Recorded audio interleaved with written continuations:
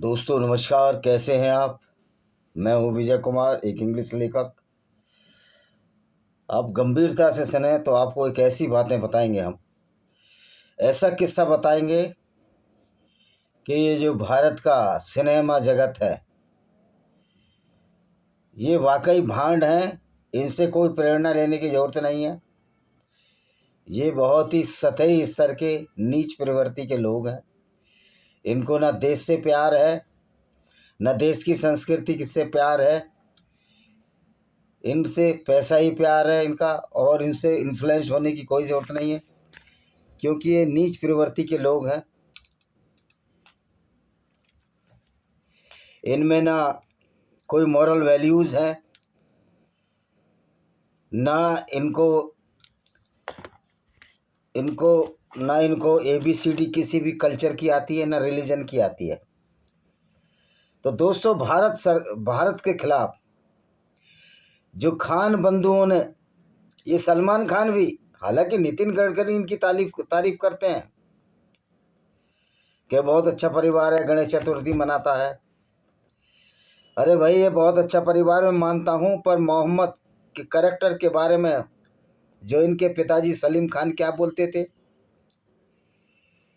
कि मोहम्मद का कैरेक्टर था लोगों को माफ़ कर देना, यानी सरेआम झूठ, फ्रॉड लिखा इसने, बोला कपिल शर्मा के शो में।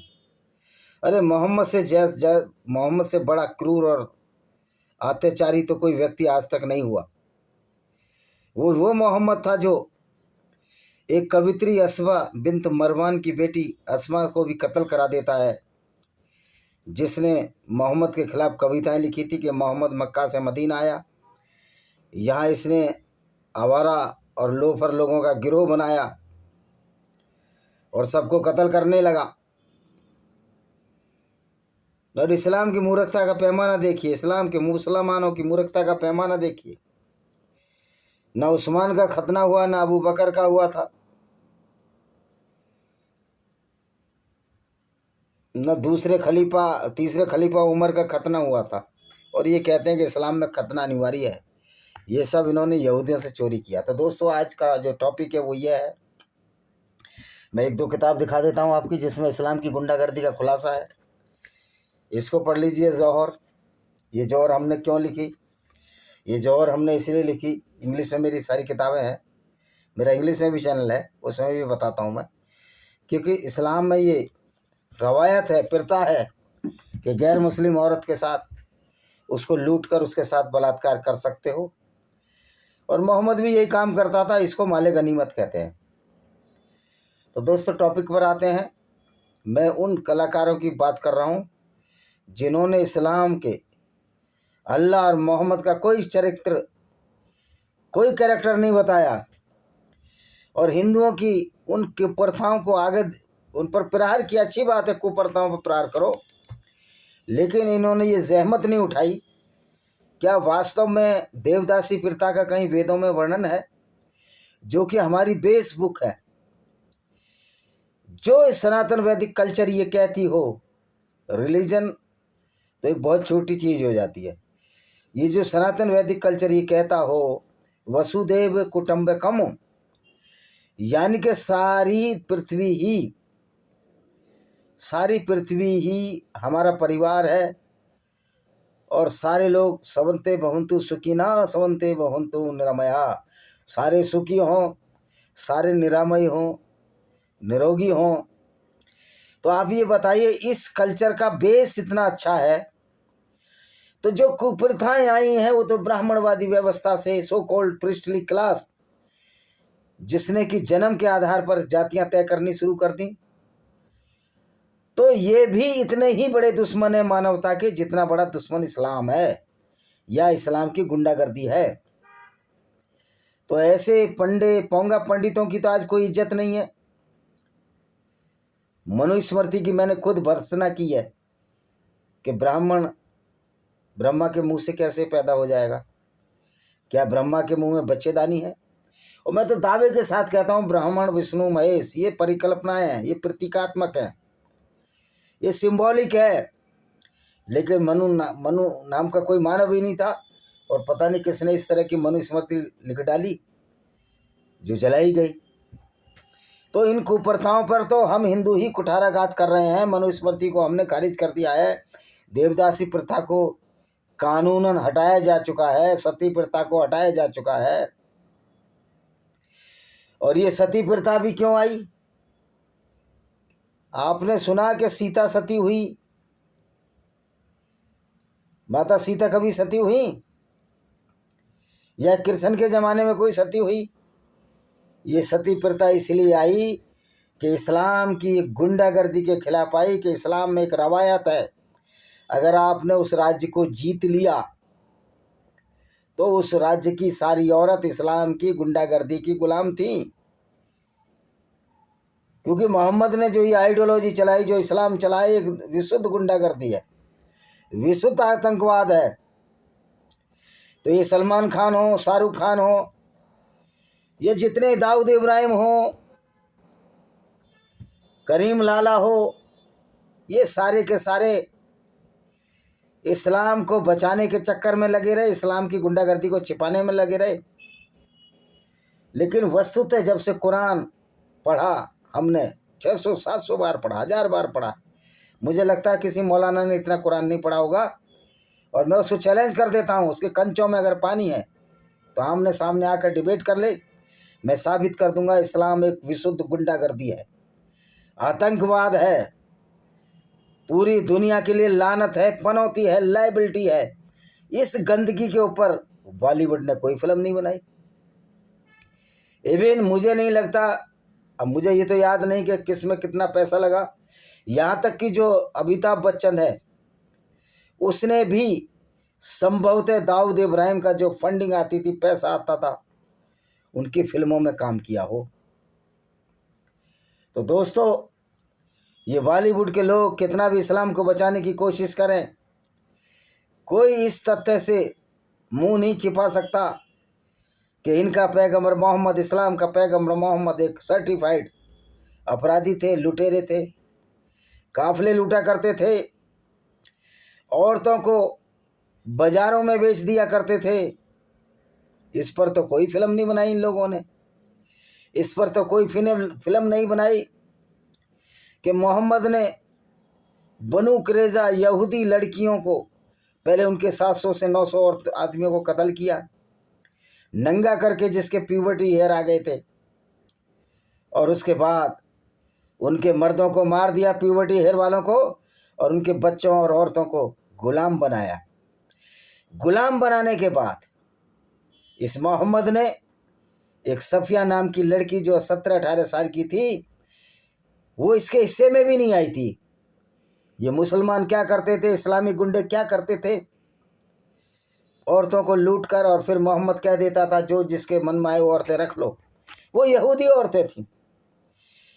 एक सफिया, एक दिया अल कल्बी नाम के नौजवान के पास आई, जब ये बनु कुरैज़ा उस पर बनु कुरैज़ा कबीले पर, जो यहूदी कबीला था, उसको अटैक करने के लिए खैबर के दर्रे पहुंचा, मदीना के पास, जो कि मोहम्मद ने 4 बड़े कबीले और 3 छोटे कबीलों को इसी तरह उजाड़ा, उनकी औरतों के साथ बलात्कार किए। और तो ये बनु कुरैज़ा कबीले के ये खुद लड़ने वहाँ पहुँचा, लूटने पहुँचा। एक शैतान जिसको कि इन्होंने यहूदियों की धर्म पुस्तक जो गैब्रियल है उसको जिब्रील बनाया, और इसको ये फरिश्ता कहते हैं। शैतान इनके पास आ जाता था कि जाओ लूटो, अपने हथियार तो अंदर नहीं रखे। मोहम्मद कहता था हमने तो हथियार अंदर रख दिए हैं। ये कहीं धो रहा था, कपड़े वपड़े धो रहा था। एक औरत के पास नाम था उसका मसलामा, मसलामा तो आदमी था, उम्म सलमा के घर में कपड़े धो रहा था, खून से लगे हुए, क्योंकि ये इसका ये हत्यारा था, सर्टिफाइड हत्यारे था। तो इन्होंने कहा नहीं, हथियार तो नहीं रखे, फिर लड़ने चल दिया। ये इस तरह झूठ और फ्रॉड बोलकर औरतों को लूटता रहा, बलात्कार करता रहा। तो दिया अल कल्बी के हिस्से में वो सफिया बिन्त हुय्या आई थी, ये बनु कुरैज़ा कबीले पर, जब जिब्राइल के कहने पर वहाँ लड़ने गया। कोई जिब्राइल विब्राइल नहीं था, वो तो गैब्रियल फरिश्ता था, जो मोहम्मद ने उसको अपना लूट का साधन बनाकर उसको जिब्राइल बना लिया। और सफिया जब दिया अल कल्बी के हिस्से में आई, मोहम्मद ने कहा जो जिस लड़की को लूट लो बांट लो।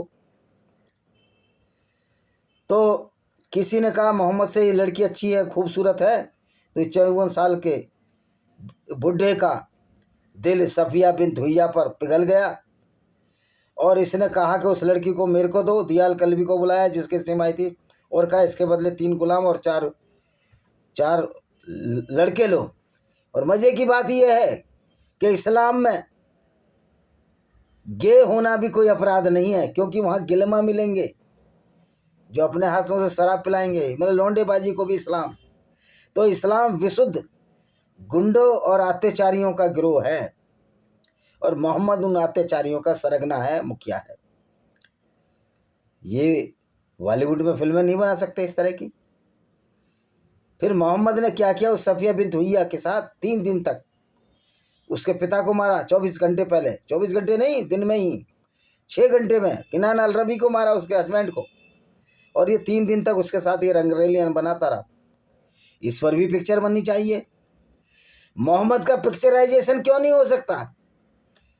कोई कहीं कुरान में नहीं लिखा, इसलिए नहीं हो सकता कि मोहम्मद का कैरेक्टर को अगर बॉलीवुड फिल्म आएगा तो मोहम्मद की औकात और इस्लाम की औकात सामने आ जाएगी, और सलीम खान जो सलमान खान का पिता, उसकी औकात सामने आ जाएगी कि कितना झूठ बोलकर ये इस्लाम को बचाने की कोशिश करते हैं।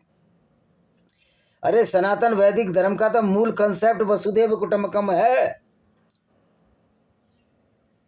पूरी दुनिया को जब हमने परिवार मान लिया तो ये मनुस्मृति, रामचरितमानस तो रद्दी की टोकरी में फेंक दी हमने। ये तो आग जलाने लायक किताब है, हमारे लिए कोई वैल्यू ही नहीं है इन किताबों की। मनुस्मृति की एक चीज के यत्र पूजते नारी तत्र सब वसते देवता, तो वो भी हमारे लिए खारिज है, क्योंकि मनुस्मृति में जब दूसरों को नीचा दिखाने की बात कही गई है, विशेष अधिकार जो ब्रह्मा के मुख में जो बच्चे दानी उससे जो ब्राह्मण पैदा हुए, कहीं ऐसा होता है? तो मनुस्मृति भी फेंकने लायक है। तो हमारा तो आधार वेद है, साइंस है। लेकिन इस्लाम की गुंडागर्दी को दिखाने की औकात ना बॉलीवुड में है, न सलीम खान में, न सलमान खान में, न शाहरुख खान में।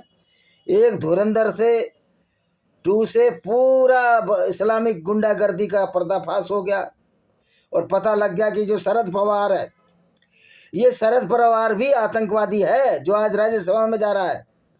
तो दोस्तों, क्या हम भारतीयों का ये फर्ज नहीं होता कि इन राजनीतिक गुंडों, इन राजनीतिक बॉलीवुड के भांडों, जो कि गुंडे हैं, एक तरह से आतंकवादी हैं, जो कि हिंदू धर्म की उन कुरीतियों पर चोट करते हैं जिनको हमने अब्रोगेट कर दिया, ख़त्म कर दिया, लेकिन इस्लाम की गुंडागर्दी के बारे में कुछ नहीं बोलते। तो ये क्या, ये कलाकार क्या गुंडे नहीं हो सकते? कलाकार क्या अपराधी नहीं हो सकते? क्या देशद्रोही नहीं हो सकते? फिल्मों में काम करने का मतलब है कि ये बहुत ज़्यादा इंटेलिजेंट हो गए। इनमें आधों को तो मूर्खों को ना इस्लाम की समझ होगी ना हिंदू धर्म की समझ होगी। संजय मिश्रा जी, मैं आपके लिए नहीं कह रहा, अन्नू कपूर जी मैं आपके लिए भी नहीं कह रहा, आदित्य धर जी मैं आपके भी लिए नहीं कह रहा, मैं तो इन कपूर खानदान के चूतियों के लिए कह रहा हूँ। ये जो कपूर खानदान है, जो बहुत बड़ा फिल्म इंडस्ट्री का बड़ा पैरोकार बनता है, नायक बनता है, कि तुम्हारे दिलीप कुमार से अच्छे संबंध थे। दिलीप कुमार भी देश विरोधी था, उसने सितारा इम्तियाज़ लिया पाकिस्तान से। तो दिलीप कुमार भी वो इस्लाम का पालन करता था जो एक गुंडागर्दी है, और जो इस्लाम का पालन करता है, बॉलीवुड ने बड़ी लाख कोशिश कर ली कि इस्लाम की गुंडागर्दी सामने ना आए। भला वो सोशल मीडिया का, यूट्यूब का, बॉलीवुड, कुरान और इस्लाम की गुंडागर्दी का ऐसा सिराजा बिखार दिया गया है कि सलमान खान का बाप सलीम खान झूठा साबित हो गया। आमने सामने बहस करे, वो बहुत बड़ा इंटेलिजेंट व्यक्ति नहीं है। फिल्मी कथाएं लिखने में और इन किताबों को लिखने में बड़ा फ़र्क है। हमने एक्सपोज किया है इस्लाम की गुंडागर्दी को इस किताब में भी, विनेमस फैंक्स ऑफ कोबरा, आप इसको देख सकते हैं। तो दोस्तों, ये जो बॉलीवुड है, बहुत सारे राजनीतिक नेता ये इस्लामिक आतंकवादी का समर्थन करते हैं और देशद्रोही गद्दार हैं, जिसमें शरद पवार, तीनों खान का तो टोनी एसाई से संबंध है, शाहरुख खान का जो एक बहुत बड़ा आतंकवादी है, कश्मीरी है और यहाँ फंडिंग करता है।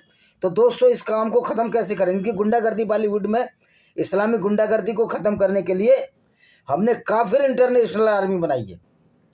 काफिर इंटरनेशनल आर्मी वो है जिसमें कि बाई बर्थ गैर मुस्लिम इसका सदस्य बन सकता है, और जहाँ भी इस्लामिक गुंडागर्दी को बढ़ाने की फिल्मों में बात हो, कहीं भी बात हो, उसका विरोध कर सकता है और ऐसे लोगों को एलिमिनेट भी कर सकता है जो देश के खिलाफ काम करें, हमारी देश की सोसाइटी संस्कृति के खिलाफ काम करें और गैर मुस्लिमों की कल्चर के खिलाफ काम करें। कोई कोताही नहीं बरतनी हमें। हमारी दुनिया में इतनी आबादी है और हम इस्लामिक गुंडागर्दी से डर जाएं? एक्चुअल में इस्लाम के बारे में लोगों को समझ ही नहीं है कि इस्लाम से बड़ी कोई गुंडागर्दी इस दुनिया में नहीं है। इस्लाम की टक्कर की अगर कोई गुंडागर्दी है तो वो कम्युनिस्ट है, साम्यवाद है। लेकिन साम्यवाद में एक बात अच्छी है कि जहाँ जहाँ इस्लाम की गुंडागर्दी है वहाँ इस्लामिक गुंडागर्दी को किस तरह कुचलते हैं। इसका सही उदाहरण है चाइना, जहाँ उइगर मुसलमानों की और उसके अल्लाह की ऐसी की तैसी कर दी है, लीद निकाल दी है। लेकिन मज़े की बात है भारत में यही इस्लामिक गुंडागर्दी के साथ ये कम्युनिस्ट पार्टी वाले साथ दे रहे हैं। दोस्तों, जो कल्चर श्रेष्ठ होती है वो कभी ख़त्म नहीं होती। वसुदेव कुटुंबकम की परिकल्पना हर आदमी को माननी पड़ेगी कि पूरी दुनिया हमारे परिवार लड़ाई अपने आप बंद हो जाएंगी। लेकिन इस्लाम नहीं मानता ना इस चीज़ को, इसलिए काफिर इंटरनेशनल आर्मी बनाई गई है। आज ज़रूरत है कि हिंदू, यहूदी और दूसरे गैर मुस्लिम लोग इकट्ठे हों और ऐसे जो हिंदुओं के भेष में छिपे राजनीतिक गद्दार हों, बॉलीवुड में बांड हो, इनका पर्दाफाश करें और इनकी खिलाफत करें, इनकी फिल्में भी ना देखने जाएं। और जहाँ ये बदतमीजी करें, ये वो ज़माना नहीं है कि एक मेरे गाल पर मारो दूसरा गाल कर दूंगा। जहाँ एक गाल पर मारे तो इनके 5 गाल पर मारो। इन बॉलीवुड या भांडियों की कोई औकात नहीं है।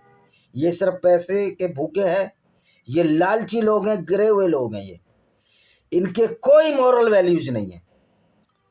इवन अमिताभ बच्चन का भी कोई मॉरल वैल्यूज नहीं है। ये ईगोइस्टिक लोग हैं, ये गिरे हुए नीच प्राणी हैं। सबके लिए नहीं कर रहा, बहुत सारे बहुत अच्छे रोल मॉडल भी हमारे बॉलीवुड में हैं। लेकिन कपूर खानदान ने जो अपनी नाक कटवाई है, करीना कपूर ने और इन लोगों ने, ये नीच प्रवृत्ति के लोग हैं। मैं हो सकता है सैफ अली खान मुस्लिम ना हो तो डिक्लेयर करे मैं मुस्लिम नहीं हूँ। अगर वो मुस्लिम है, इस्लाम में विश्वास करता है, वो भी पक्का आतंकवादी और गंदा व्यक्ति है। हर मुसलमान जो इस्लाम में विश्वास करता है और उसकी सुन्नत पर चलने की कोशिश करता है वो आतंकवादी है और गंदा व्यक्ति है।